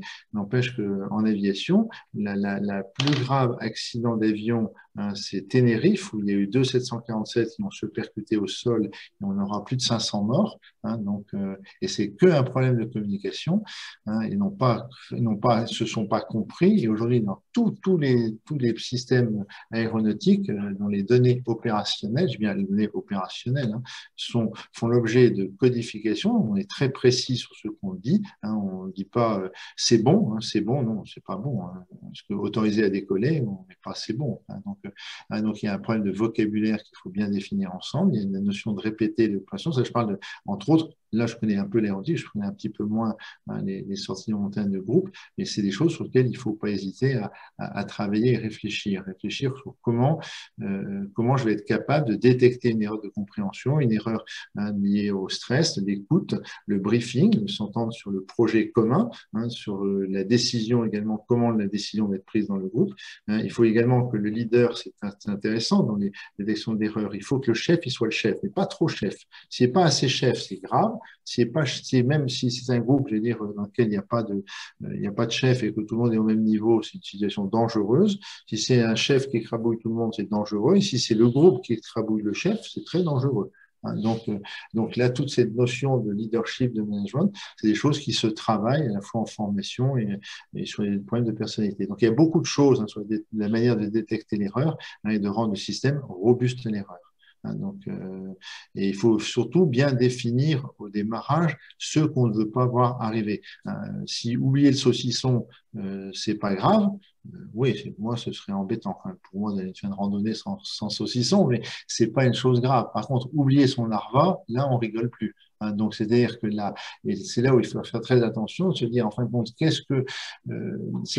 dans l'aviation, je prends un exemple bien, qu'est-ce qu'on veut pas voir arriver dans un avion, dans un accident, dans un vol en avion? Mais c'est pas de dire, je veux que le pilote respecte des procédures, ça a aucun sens. De dire, je veux que le pilote respecte une procédure. Ce qui est intéressant, c'est de se dire, mais en fin de compte, qu'est-ce que moi, je veux pas voir arriver? Mais dans l'aviation, il y a 3 trucs qu'on veut pas voir arriver. On veut pas un crash avec le sol. On ne veut pas une collision en plein, si on fait une crash avec le sol, ça risque de faire 100 morts. On ne veut pas une collision en plein vol, ça va faire 200 morts. Et on ne veut pas perdre un passager en plein vol. Donc ça, on ne veut pas. Et ces 3 choses-là qu'on ne veut pas en aviation, on fait des procédures pour ça. C'est-à-dire qu'il faut donner du sens à l'organisation et aux procédures. C'est extrêmement important sur la bonne mise en œuvre des pratiques de sécurité. C'est une fois qu'on a bien défini ce qu'on ne veut pas avoir arriver. Si oublier saucisson, c'est peut-être pas grave. Oublier de quoi dormir, ça peut être extrêmement grave. Donc il faut être très clair sur ce qu'on veut pas voir arriver et derrière de mettre en œuvre une organisation qui permet de faire la checklist au bon moment avant de partir de chez soi, et pas une fois qu'on est arrivé en haut, on se dit tiens, j'aurais dû regarder le contenu de mon sac avant de partir. Donc c'est assez intéressant, c'est toutes ces choses-là qu'il faut mettre en œuvre, mais non pas devenir le montagnard procédurier. Là, vous allez perdre tout plaisir. Donc il faut qu'il y ait quelques bonnes mesures et que ces mesures ne soient pas trop nombreuses, mais qu'elles soient juste, pertinentes et comprises. Pourquoi on fait ça? Et là, ça va vous rendre la randonnée ou les sorties en montagne beaucoup plus safe. Alors là, je parle, bien sûr, c'est pas moi qui pourrais faire les bonnes pratiques de sécurité en montagne, c'est les syndicats, les guides des hautes montagnes, eux-mêmes. C'est eux qui connaissent leur job, qu'est-ce qu'ils veulent pas voir arriver, comment ils s'organisent, et en rendant la randonnée ou la sortie en montagne la plus sympa, parce qu'on fait de la montagne pour se faire plaisir, pour pas un passeur d'émotions. Donc, il ne faut pas non plus noyer dans les procédures, mais il faut aussi un minimum de rigueur. Quand je expliquais tout à l'heure qu'il faut rester professionnel. Hein. Donc là, il y a un moment donné, on ne rit pas. Donc on voit bien d'ailleurs que tous les grands sports à risque, hein, je veux dire, quand on fait une sortie, une plongée, comme disait tout à l'heure Sarah, elle le disait elle-même, c'est très procéduré, c'est très cadré, etc. Hein, c'est des choses sur lesquelles, il y a des choses sur lesquelles on ne blague pas. Hein. Donc, et ça, c'est des bonnes pratiques qui permettra de détecter les erreurs et les corriger très tôt. Ok, merci Franck. Moi, j'ai une question qui m'intéresse, alors je la pose. Merci à Xavier. Quel est le rapport, enfin, elle est intéressante, hein. Quel est le rapport entre les facteurs humains et la physiologie? Ah, la physiologie, ben, c'est ce que je disais tout à l'heure, la physiologie, c'est la machine de notre propre corps. Bon, je ne vais pas trop parler des émotions. Les émotions, c'est un des gros problèmes passionnants des facteurs humains, qui est à Alors la fois… justement, Franck, il y a aussi une question sur pourquoi les émotions, l'état psychique n'est pas mis en avant dans le facteur humain. C'est parce que je n'avais que 20 minutes. Voilà. Très bonne réponse, merci. Sinon, je peux en parler toute la soirée aussi, mais non pas les émotions, mais la physiologie. La physiologie, c'est notre corps, nous-mêmes, notre machine. Notre machine, si on a cette machine-là, elle va faire toujours la même chose. Hein. Le téléphone, on va taper un numéro, ça va contacter la bonne personne. Si on ne s'est pas trompé dans la saisie, ça va faire la même chose, hein, qu'on le fasse maintenant, qu'on le fasse tout à l'heure, qu'on le fasse demain. Or, notre machine, elle n'est pas la même chose. Hein. Si on fait une sortie en montagne le 24 décembre l'après-midi et qu'on a envie de rentrer pour le réveillon, nos actions ne vont pas être les mêmes. Si on est fatigué, ça ne va pas être le même. Si on a le Covid, ça ne va pas être le même. Si on a la physiologie, c'est le trouble auditif, hein, le trouble, la vision, l'œil. D'ailleurs, on a une machine qui est loin d'être parfaite, qui est fragile, hein, donc qui est sujet à maladie, à dysfonctionnement. Hein, et je veux dire, on voit bien qu'après une journée, dans la même journée, notre humeur n'est pas la même. Donc, on peut être joyeux le matin en partant, on peut être un peu maussade à midi, on peut être joyeux à 17h. Hein, donc, et toutes ces choses-là font que cette machine humaine qui est fantastique, hein, qui est capable de faire… Il ne faut pas partir ce soir en disant on est en catastrophe, au contraire. La relation humaine est extraordinaire. Mais attention, notre machine, elle n'est pas capable de donner la performance nominale telle qu'on devrait dire, voilà ce que je sais faire dans tout temps, toutes circonstances. Ben non. Et on peut être… nos émotions reviennent. Hein. Quand on revit quelque chose qu'on a vécu, on peut perdre tous ses moyens. Hein. Donc c'était des choses extrêmement intéressantes, hein, de dire, mais je prends ça en compte. Et on peut être surpris qu'un de nos camarades de cordée ou un camarade de randonnée, de le voir réagir curieusement parce qu'on n'a pas son histoire, on n'a pas son mode de fonction. On pensait l'avoir compris et la machine, enfin l'homme, la femme dans une circonstance particulière risque de ne pas avoir la totalité de ses moyens. Donc ça, dans la physiologie, c'est tout ça. C'est le côté d'une machine qui est… C'est pas une machine, voilà. On n'est pas une machine et c'est ça qui fait aussi tout son charme. Est-ce que Julie, tu as une dernière question? J'ai une question relative aux réseaux sociaux. Est-ce que la pression des réseaux sociaux peut venir rentrer en jeu dans une prise de décision ou, Oui. Est-ce que le fait de vouloir ramener la photo sur Instagram peut faire changer les choses? Tout à fait, tout à fait. C'est un des facteurs contributifs, hein, qui est cette force, et entre autres ces réseaux sociaux dans lesquels on se montre d'ailleurs toujours sous son meilleur jour. Hein, donc on essaye de donner personnellement, je ne suis pas sur Facebook, donc je parle d'un truc que je ne connais pas bien, mais on se donne une image qu'on a envie d'idéaliser, hein, et de dire, tiens, je fais une sortie, si ce soir je peux montrer une belle photo, hein, dans une belle descente en poudreuse avec une trace magnifique, hein, j'aurais tendance à le faire uniquement pour me faire plaisir, quelque part. Hein, pour faire plaisir, enfin pas me faire plaisir, pour montrer aux autres, regarde ce que j'ai fait est beau. Et là, on risque de prendre des risques dangereux. Donc, cette notion d'ego, il faut faire attention. Mais les réseaux sociaux peuvent amener de nouveaux risques. Ça, c'est clair. Allez, moi, j'ai une toute dernière question parce que comme ça parle d'aéronautique, je ne peux pas ne pas te la poser, Franck. Oui. À propos du contrôle croisé, est-ce qu'un pilote demande l'avis à ses simples passagers? Je suis guide Et les membres de mon groupe ne sont que des simples passagers. Je suis d'accord. Alors là, je pense que moi, je connais mal la relation guide. Alain pourra compléter. Ça peut être une réponse à deux voix. Guide client.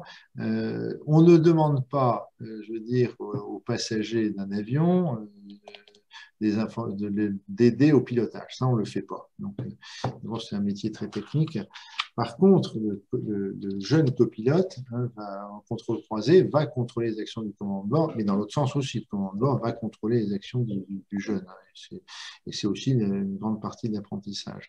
Donc, dès qu'on a la chance d'être deux, et le contrôle croisé a été dans l'aviation qui a fait faire des progrès très importants. De dire on va profiter qu'il y a une deuxième personne pour regarder. Mais dans un équipage, je connais mal l'équipage de montagne, mais on peut profiter aussi du client, du collègue. On parlait du parachute, on fait un contrôle croisé par un autre. On a la possibilité également de faire relire, partager au briefing avec ses clients le projet de la sortie. Donc, je connais mal la relation parce qu'effectivement, c'est une relation un petit peu… mais disons, j'imagine que d'avoir des clients et les sous-estimer en disant moi, guide, je prends sur moi la totalité de la responsabilité du groupe, d'après moi, est une chose dangereuse. Je pense que le client a une contribution au groupe, certes pas la même qu'un groupe de copains qui part, mais d'abord sur ce qu'il sait faire, donc qui était clair au départ sur ce qu'il souhaitait de sa sortie, et puis également sur sa contribution physique à la sortie, je crois que. Peut-être qu'Alain peut peut-être plus parler, mais moi je suis pas donc je suis prudent. C'est vrai que la question de Sarah suscite des réflexions. J'étais un peu en train d'écouter Franck et de me reposer, de profiter d'apprendre justement. Mais voilà, quand Sarah me sollicite, c'est vrai que il y a plusieurs réflexions. D'abord, c'est au guide de sélectionner le type de remarques des clients qui sont à prendre en compte. Si le client qui ne connaît pas l'itinéraire a un avis sur l'itinéraire, alors que le guide a parcouru X fois celui-là, je pense qu'il peut zapper la remarque du client. Par contre, s'il s'agit d'émotions, comme le client qui dit mais là je le sens pas trop, là j'ai peur éventuellement, c'est clairement une sensation qu'il ne faut pas que le guide zappe. Il y a plusieurs cas concrets où le client a pressenti ou une observation de nature à éveiller la méfiance que le guide n'a pas prise en compte. Et c'est une erreur ou une faute, je sais pas, faut que je réfléchisse. Et puis, le dernier point, c'est que en effet, comme tu l'éclaires très bien, Franck, la communication, les échanges, c'est toujours fructueux. Et pour qu'ils soient encore plus fructueux, je pense que si on avait quelque part une leçon à prendre de ce que tu nous dis ce soir, entre autres, c'est qu'on a largement intérêt à former nos clients. Justement, c'est aussi ce qu'on fait avec la démarche Cristal, notamment, et Data Avalanche, c'est que nos clients soient mieux formés, plus grands, plus conscients des dangers, plus capables d'émettre des remarques à propos, qu'on soit de plus en plus incité à écouter. Donc, quelque part, c'est une bonne amélioration que je verrais elle est engagée, bien sûr, mais approfondir, c'est la formation de nos clients pour que les échanges entre eux et nous soient encore plus fructueux qu'avant.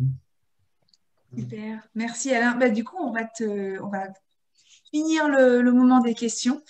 Il y a pas mal de questions auxquelles on n'a pas pu répondre, mais on vous prépare un petit quelque chose pour cet été pour répondre à toutes les questions qu'on a pu avoir au cours de nos after-eight et de nos conférences. Là, on laisse la parole à Alain qui va conclure et qui va nous partager son écran. Ok. Est-ce que c'est bon? Alors, petit mot de Sarah. Ouais. Hop. Alors, on va passer toute la présentation de Franck et la biblio, les questions. Et voilà, retour d'expérience. Pardonnez-moi, je vais raconter ma vie. Je veux dire, je sais que sur les tous les gens qui nous écoutent, il y en a de nombreux parmi eux qui ont des choses à raconter. Bon, il se trouve que j'ai la chance d'avoir la parole. Donc, j'ai beaucoup aimé, évidemment, Franck qui raconte l'histoire du médecin, qui dit « Ah, j'ai fait une connerie. Ah, j'ai fait une sacrée connerie. » Et puis qui, au bout du compte, en parle. Donc, on est complètement là-dedans. Et là, on est dans une histoire, il y a une quinzaine de jours, hein, comme tu disais, et j'ai envie d'en parler parce que ça m'a beaucoup éclairé. J'ai beau avoir passé 60 ans, j'ai eu ce jour-là une révélation, tu vois, que moi aussi j'aimerais partager. Et en fait, là, je suis à la Norma.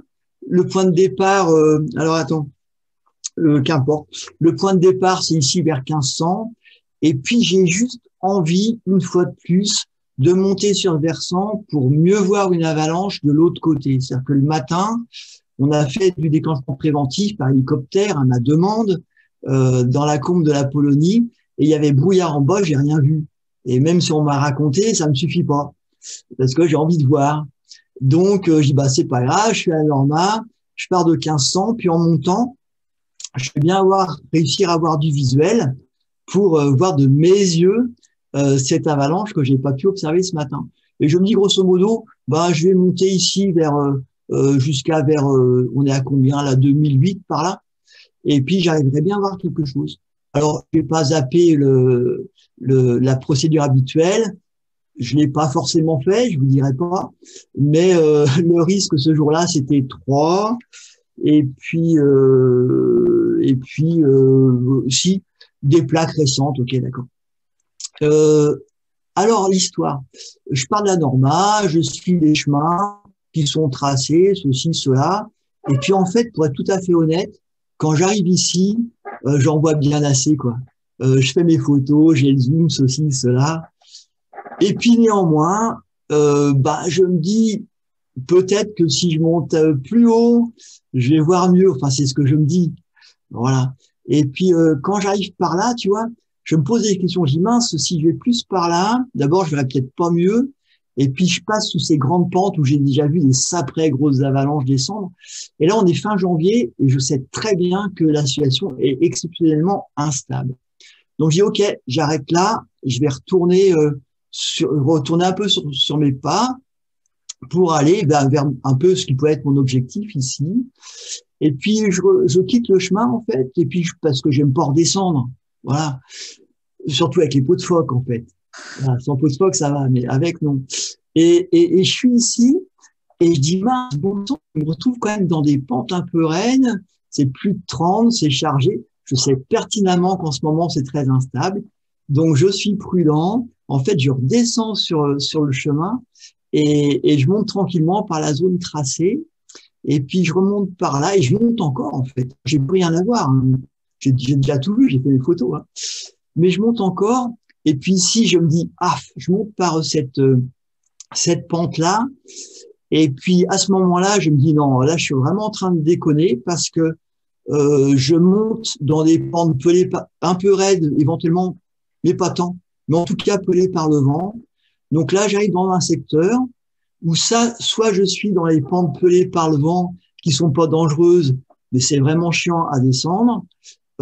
Soit, là, peut-être j'ai des combes qui sont vraiment sympas. Là, il y a un secteur qui est bon à skier, mais peut-être c'est un peu raide. Donc voilà, j'en suis là de mes réflexions à me dire, non, je vais pas monter plus haut. J'arrête là. Et donc la suite au débriefing, c'est qu'en fait, quand j'arrive ici, je me penche un petit peu pour dire, est-ce que je me résous à descendre dans la croûte pelée là où je suis monté, ou est-ce que quand même la combe derrière là, c'est quand même sacrément bon à skier. Et à peine je m'avance en me disant, le critère, le paramètre sur lequel je me questionne, c'est chargé, c'est bonne neige, mais est-ce qu'il y a plus de 30 degrés? Et je m'approche un petit peu et je suis là. Et juste devant moi, paf, tout s'ouvre et il y a une avalanche qui est quand même assez vaste qui descend. Donc j'ai un peu échappé belle, j'aurais fait 2 mètres de plus, alors les émotions auraient fait que, voilà, je me serais lancé, je serais dedans. Et, et puis cette plaque, elle fait quand même 1,30 m d'épais, là, et on n'est pas au plus épais. Donc, c'est pas tout à fait rien. Et voilà, le paysage est joli, hein, c'est tentant, ceci, cela. Et puis, néanmoins, quand même, cet écoulement, bah, c'est quelque chose de redoutable dans lequel c'est très bien que je ne sois pas laissé entraîner. Donc, voilà ce que je considère comme alors une erreur ou une faute, bah, je sais pas trop, parce que il y a un petit côté volontaire dans ma décision d'aller voir. Ce que je voulais juste préciser, c'est que, en fait, si je zoome sur cet endroit où j'ai failli faire, en tout cas, ce qui n'était pas la bonne décision, clairement, il y a ce paramètre 30 degrés là. Donc, je suis monté dans le moins de 30 degrés, ici c'est en blanc, et puis là, le point orange, c'est là où j'étais, hein, c'est le point GPS, parce que j'ai fait des mesures après, bien sûr, pour partager avec Fred, l'université. Et là, c'est vraiment ce paramètre tangible, 1 km de pente, qui m'a fait dire non, je ne m'y lance pas comme ça, je regarde avant. Et tant que je regarde, c'est parti. Et donc voilà, cette expérience, eh ben, comme le médecin mentionné par Franck tout à l'heure, eh ben, je l'ai partagé de suite sur Data Avalanche. C'est pour ça qu'on peut en parler aujourd'hui. Et que vous pouvez la retrouver sur le site web. Alors, suite à ça, hein, suite à ça, on peut faire un dernier quiz, un peu pour conclure cette chouette soirée ensemble. Ça va être ça. Qu'est-ce qui est le plus dangereux en montagne? Voilà, allez-y.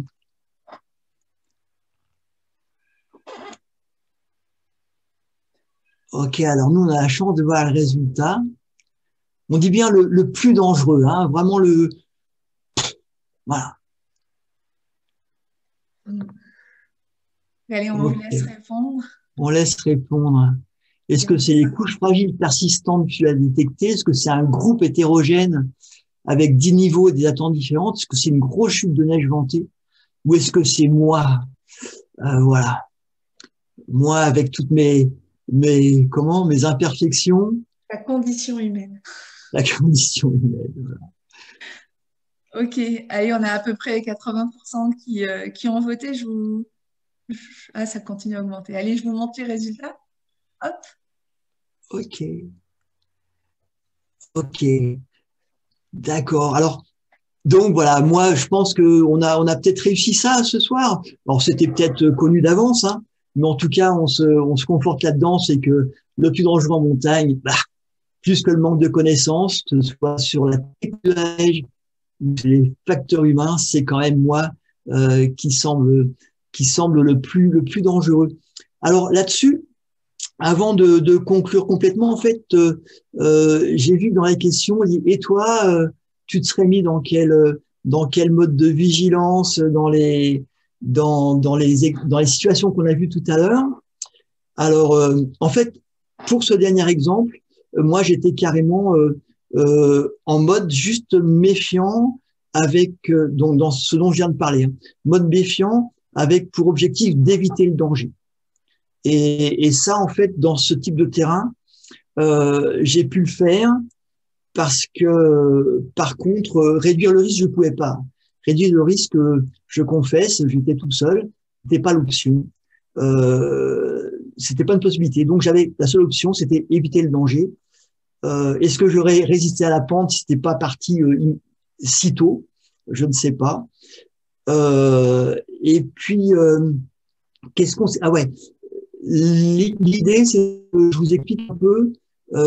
Alors, ce que j'ai appris, bref, on va laisser Marco. Tu veux prendre la parole? L'autre jour, quand j'ai raconté ça, tu dis, mais moi, je sais très bien pourquoi tu t'es fait avoir. Tu veux nous dire, Marco? Rapidement, oui, parce qu'en fait, tu as toujours l'envie de skier. Et voilà, ce désir de skier la bonne neige, il est toujours présent dans toutes les descentes qu'on a fait ensemble.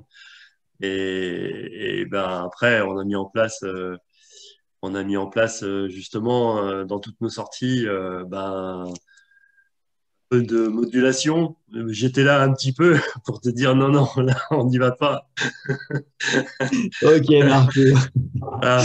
Voilà. Et je me souviens d'une sortie où c'était pas du ski, mais où tu étais en grande forme. Et puis, c'était raide, c'était en glace, et puis tu brochais pas. Et tu dis, mais c'est pas parce que tu es en forme que tu dois pas mettre des broches. Et voilà. La vache, ouais, ouais. Et bon, on va pas raconter notre vie, mais là, en arrivant en relais, tu m'as dit, il faut que je te cause. Et j'ai pas du tout aimé que tu me dises ça. Mais voilà, t'avais complètement. Putain, il arrive au relais. Moi, j'ai fait une super longueur en mettant 3 points sur 50 mètres.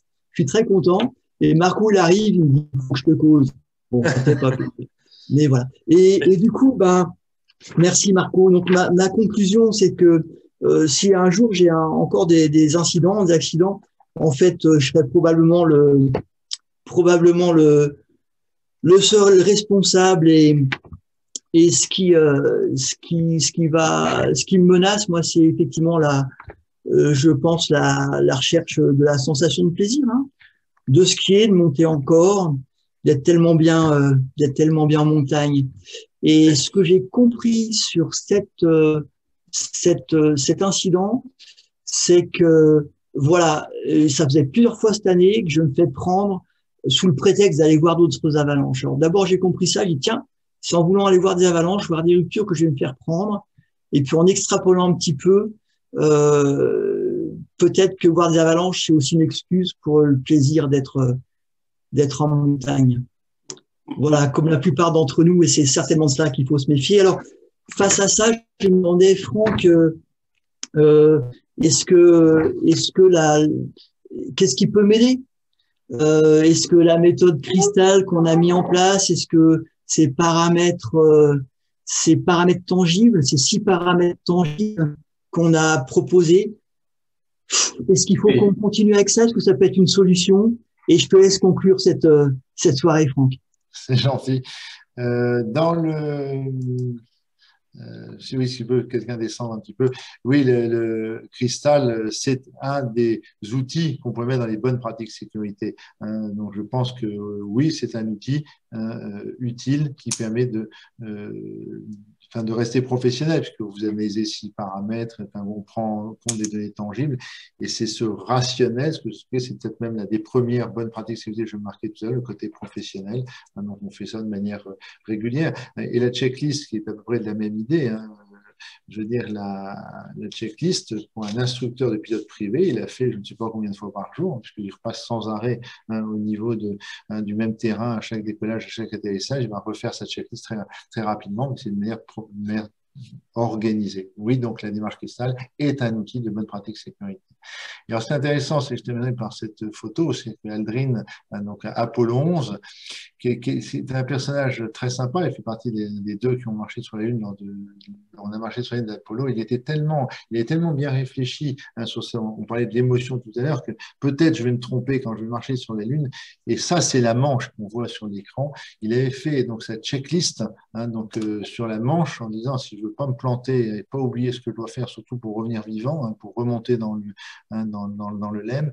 Il avait donc imprimé cette checklist et dit je ne serai incapable de m'en souvenir tellement l'émotion va m'étreindre lorsque je vais être sur la Lune et faire les premiers pas sur la Lune avec Armstrong. Et donc cette checklist, elle est là.